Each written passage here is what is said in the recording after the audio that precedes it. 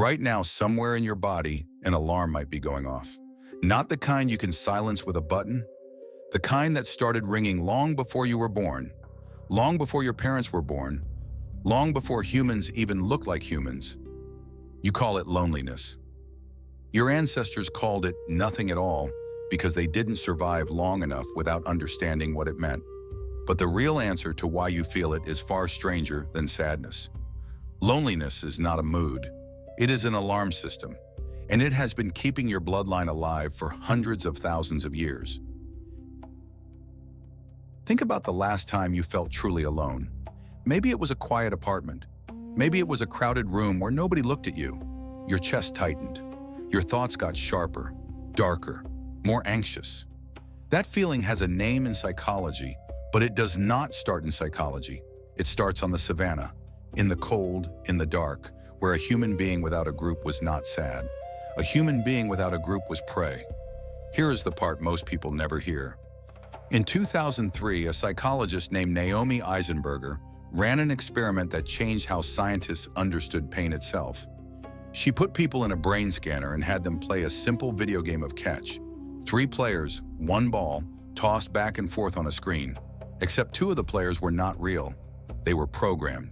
And partway through the game, they stopped throwing the ball to the person in the scanner. The part of the brain that lit up when that person was left out of the game, the anterior cingulate cortex, was the exact same region that activates during physical pain. Not a similar region, not a nearby one, the same one. Sit with that for a second. Being excluded from a game of digital catch activated the same circuitry as a burn or a broken bone. Your brain does not file social rejection under disappointing. It files it under injury. Why would evolution build a brain that treats loneliness like a wound? Because for most of human history, it was one. A psychologist named John Cacioppo spent decades studying this exact question, and he proposed something radical. Loneliness evolved as a kind of pain that pushes people to seek the safety of companionship, and that drive benefited the whole species by encouraging cooperation and protection. In other words, the discomfort you feel when you're isolated is not a flaw in your psychology. It is a feature, a very old, very effective feature. Here is why it had to be effective. Early humans could not bring down large animals through speed or strength alone. They needed groups to do it. A single person against a dangerous predator was a meal. A group of people working together was a hunting party. The individuals who felt nothing when separated from their group, who wandered off without distress, who were comfortable alone in unfamiliar territory, did not necessarily live to pass that comfort on. The individuals who felt a gnawing, intolerable urge to get back to the group, who felt something was deeply wrong when they were cut off, survived more often. They reproduced more often. And so, generation after generation, the trait spread. Not the trait of being lonely, the trait of finding loneliness unbearable. This is the part that should change how you think about every uncomfortable, isolated moment in your life. You did not inherit sadness. You inherited an alarm. And alarms are not subtle. They are not designed to be ignored. Consider what an alarm actually does in the rest of your body. Physical pain does not politely suggest you move your hand off a hot stove. It overrides everything. It hijacks your attention completely until the danger is addressed. Just as physical pain is an aversive signal that evolved to motivate you to take action that minimizes damage to your physical body, loneliness operates as an aversive state that motivates you to take action that minimizes damage to your social body. Your brain is treating disconnection from other people with the same urgency as a physical wound, because for the vast majority of the time your species has existed, disconnection from other people was a physical wound waiting to happen. This raises an uncomfortable question. If loneliness is an alarm built to be impossible to ignore, what happens when the alarm cannot actually be answered? For nearly all of human history, isolation was temporary by necessity. You were separated from your tribe for a day, maybe a week, and then you found your way back, or you died trying. The feeling had a function and an endpoint. It pushed you towards something achievable. But modern life has done something evolution never accounted for. It has made the alarm permanent for some people, while making the solution feel impossibly far away.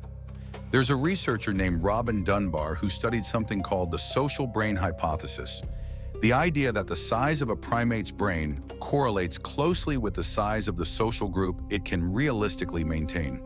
For humans, that number tends to hover somewhere around 150 meaningful relationships. Not 150 people you recognize. 150 people whose lives you actually track, whose names carry context, whose absence you would notice.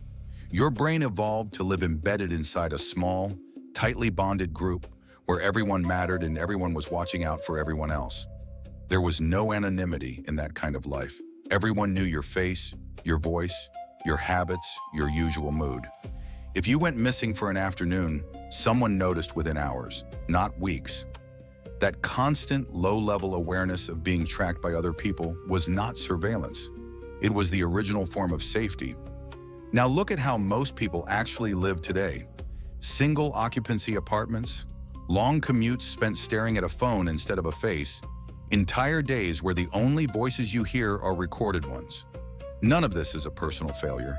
It is simply a mismatch between the environment your alarm system was built for and the environment you are actually living in. For almost the entirety of human existence, sleeping itself was a social act. You did not close your eyes alone in a locked room with a door between you and the rest of the world.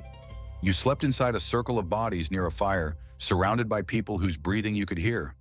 Safety was not a lock. Safety was proximity. Even your sense of nighttime vulnerability is tangled up in this history.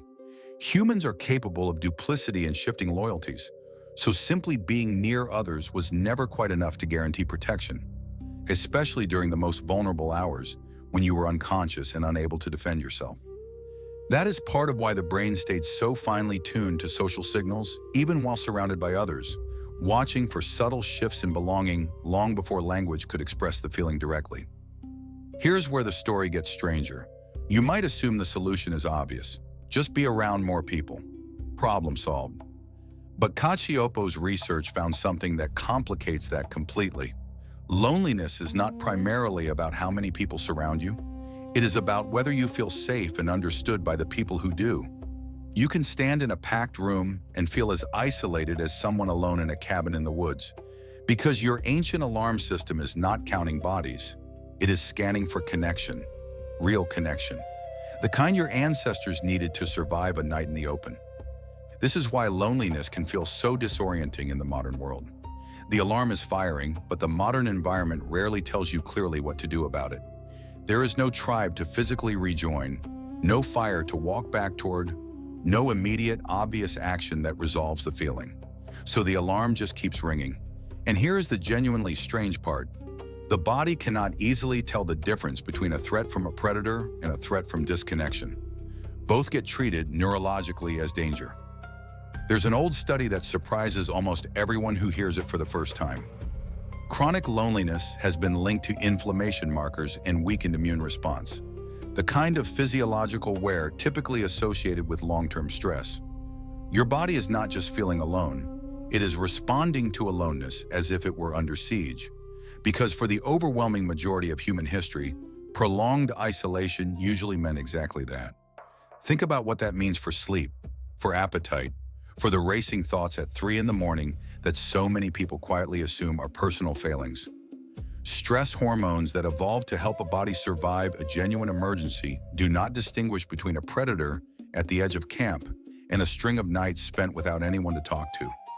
The hormone does not know the difference. It just floods the system the same way it always has, because as far as your biology is concerned, the emergency is real either way. So what do you do with an alarm system this old, this powerful, and this frequently misfiring in a world it was never built for? The first thing is simply understanding what the feeling actually is. Loneliness is not proof that something is wrong with you. It is proof that something ancient and protective is still functioning exactly as intended. The discomfort is not a malfunction.